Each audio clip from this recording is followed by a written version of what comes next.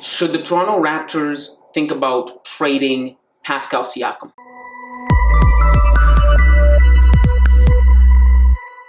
Hey, my name's Emmanuel Camia. Welcome back to League Talk.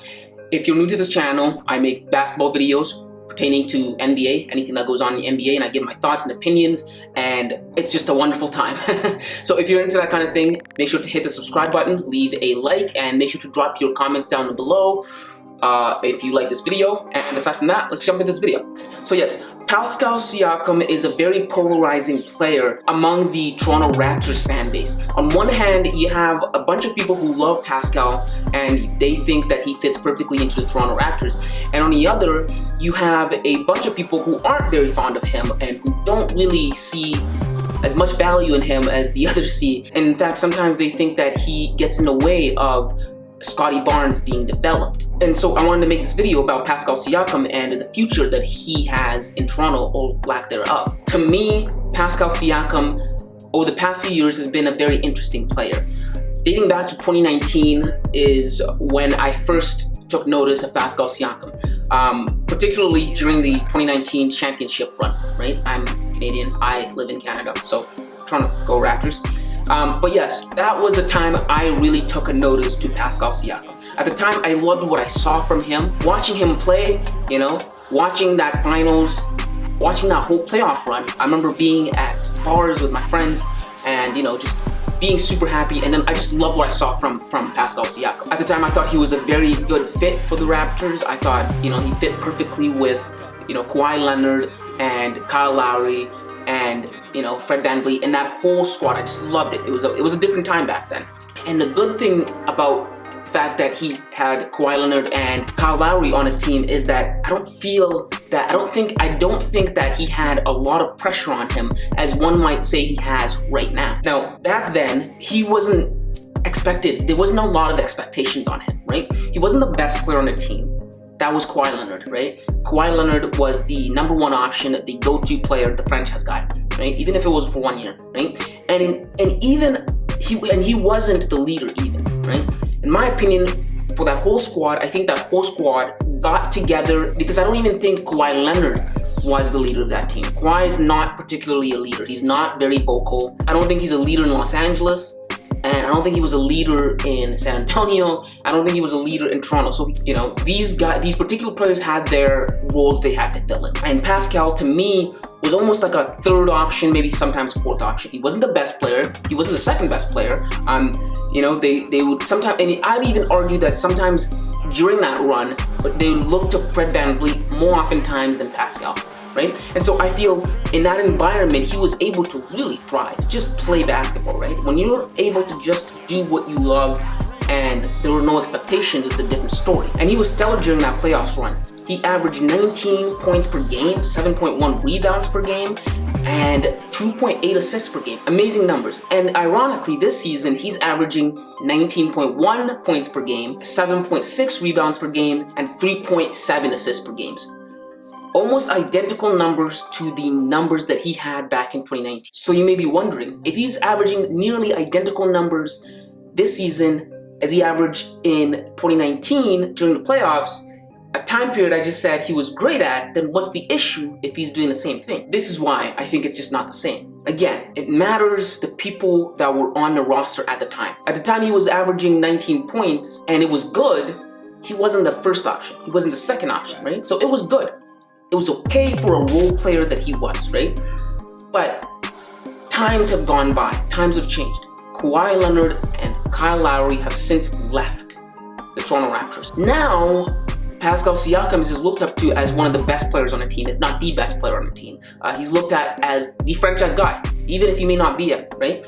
And to me, a franchise guy is supposed to average at least, at the bare minimum, above 20, right? To me, if you're gonna be a franchise guy, you've got to average at least above 20 points. And he's not averaging that right now, so he's averaging 19 points per game. So that's why I think it isn't the same. It was good for a time where there were players better than him on a team, but now that you're the best player on the team, you know what I mean? It's just not the same. So in my opinion, which leaves Toronto in a very peculiar, situation. Do you trade Pascal Siakam? And in my opinion, yes. I think you have to trade him. And I can already hear the Pascal Siakam lovers sharpening up their pitchforks. Remember, this is just my opinion. I'm just a commentator. I'm not going to actually pull the trigger on this thing. So, relax. I think you have to trade him because here's why. In my personal opinion, I think Pascal Siakam has reached his ceiling as a basketball player, right? I think this is as good as it's going to get with Pascal, right? It's not like Pascal is a new player. It's not like he's a young player, right? Pascal is 27, right? And he has maybe 3 to 4 good years of playing at this level. I mean, like, this is it, right? And to me, like I said, that can't be the future of the Toronto Raptors. You can't have your franchise player playing at 19 points per game and expect to go somewhere, right? And when you factor the fact that Scottie Barnes is on a team, right, and you need to develop him, you're going to start needing to give him more and more shots as he gets better and better, right? So he's going to start averaging even less, right? And he's not getting younger. He's not going to get better. I think he's reached his apex as a player, right? This is a guy that came from the G League, right? So there's only so much raw talent that he has. And I think he's reached that ceiling. And that's the difference between him and Scottie Barnes, and a player like Scottie Barnes, who I think is going to be the future of the Toronto Raptors. Like, Pascal is where he is right now because of hard work. He grinded through, the G League, and he grinded to make the roster, and he's there. Now, he's apex, right? But the difference between him and Scottie Barnes is that Scottie is a talented player. Scottie was a lottery pick. So he's got talent, right? And the thing is, talent plus hard work is going to trump just hard work alone. And that's just the nature of the beast. That's just how it is, right? So in my opinion, I don't see Pascal as a viable option for the Toronto Raptors. And I think the viable option for them is to get rid of Pascal Siakam now, where I think this is his apex. I think this is, and he's going to have a lot of trade value now, right? Get rid of him for trade capital. You get rid of him for trade capital, and I think you even bundle Fred VanVleet in there. I think you get rid of Fred VanVleet as well, because I think the players now, the veterans now that are on our team, Fred and Pascal, I think they're stagnant.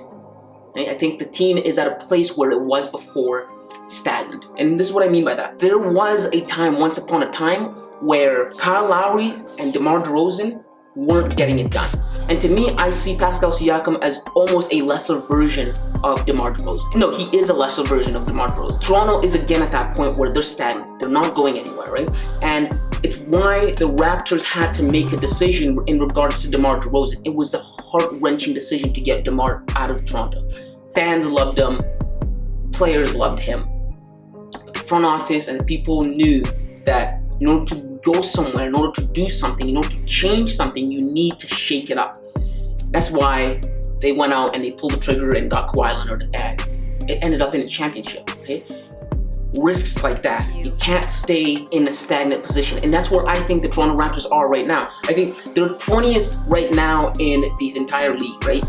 They're almost in no man's land, where you're not good enough to go anywhere, and you're not bad enough to get super, lottery picks, like really good lottery picks, right? So you got to do something, and I feel this is the viable option for the Raptors.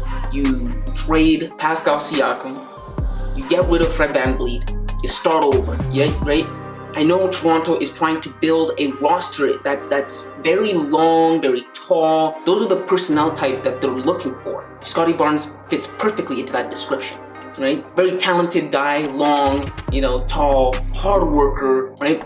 I think he's going to be very good I think he's going to be great for Toronto Raptors, but I think you need to build around him, and you need to put pieces around him that's going to grow with him as he develops, right? So you go get players in a draft now. They grow. You may be at the bottom for a number of years, right? Because I'm not a fan of tanking, but in this situation, this is what I think the viable solution is for the Toronto Raptors, right? Because you're not going to build through free agency, right? I think the viable option for the Raptors is they build through the draft, like the Philadelphia 76ers did. Because free agents don't even come to Toronto as it is, right? Nobody comes to Toronto. It's a whole nother country, right? It's hard. It's hard. But I think once you get here, though, it's a different story. I think once you get to Toronto, people, they're like, oh, wow, I love Toronto. You know what I mean? Like Kyle Lowry, the way he described Toronto, he loved Toronto. He thought, wow, Toronto is basically just a cleaner New York. I always looked at Toronto because I didn't go to Canada.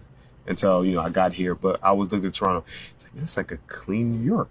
It's a clean New York, yeah. It's very just clean. It's nice, you know, whatever. I never really kind of got into the city. And when I first got here, it was like, okay, this is beautiful. Yeah. The people are beautiful. It's cold. It's cold, yeah. But the people are warm. But the people are beautiful. The buildings are beautiful. The architect is unbelievable. And then I was like, well, I'm only going to be here for a couple years. You know, I only thought I was going to be here 2 years and I was out of here. That was always the plan. That was always, I've said it 1,000,001 times. But I was like, let me just kind of enjoy this, you know, this melting pot. Right? And so at first, free agents don't want to come to Toronto, but they get there and they love it, right? Chris Bosh loved it. Chris Bosh, he loved it so much so that he came back, you know, to be there to witness the Toronto Raptors win their first championship. That's how much it meant to him, right? Same with Vince Carter, right? So at first, it's not enticing until you get there, but that's the thing. They're not going to get there if it's not enticing in the first place. So you need to build through the draft. You build through the draft. You develop your guys. And as they grow as basketball players and as they grow to love the city of Toronto, and the more they're just going to better the team, the organization. And so that's what I think the Toronto Raptors need to do. That's where I think their future lays. Through the draft, it's not through free agency. And so those are just my thoughts on the whole situation. Again, guys, it's just my opinion. Put your pitchforks down. Okay, don't come for me in the comments. So yeah, if you made it all the way to the end of this video, I appreciate you. I love you. If you like this kind of content where I just make, you know, basketball videos, you know, giving my opinions on whatever is going on in the basketball world, make sure to hit the subscribe button, leave a like, and drop your thoughts down in the comments below. What do you think is going to happen with the Toronto Raptors? What do you think they should do, right? And also, if you want me to do a video on your favorite team, hey, leave suggestions down in the comments below, and I really appreciate it. And until next time, kids.